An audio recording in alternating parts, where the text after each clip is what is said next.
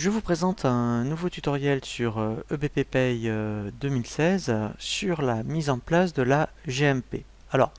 que signifie déjà la GMP? La GMP, c'est ce qu'on appelle la garantie minimale de points. C'est destiné donc aux personnes qui sont cadres, mais qui ont un salaire qui est ce qu'on appelle en dessous du salaire charnière. Alors,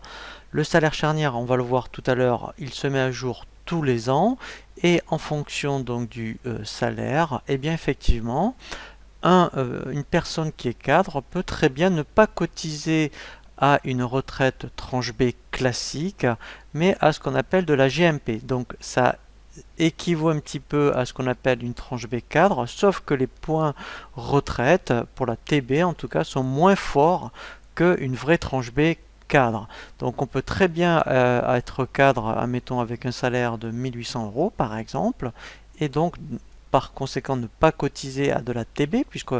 en fait on est en dessous du plafond sécurité sociale, mais dans ce cas-là, il va y avoir ce qu'on appelle une cotisation retraite TB GMP qui va se déclencher, qui est au même taux de cotisation